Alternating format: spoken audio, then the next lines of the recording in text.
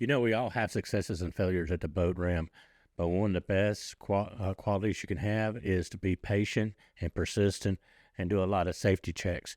Well, this guy here, he didn't do any safety checks. He didn't put his brakes on, and it's kind of a hard hitting action as a result. So let's go ahead and take a look at the video.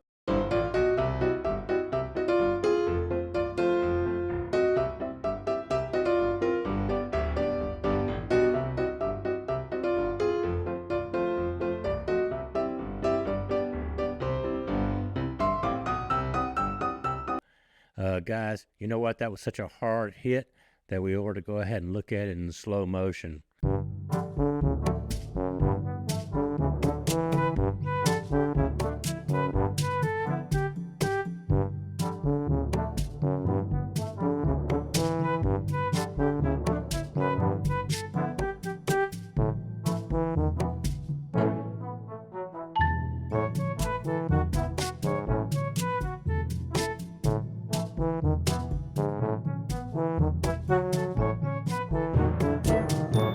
Guys, make sure you like and subscribe, hit the notification button to get all the updates.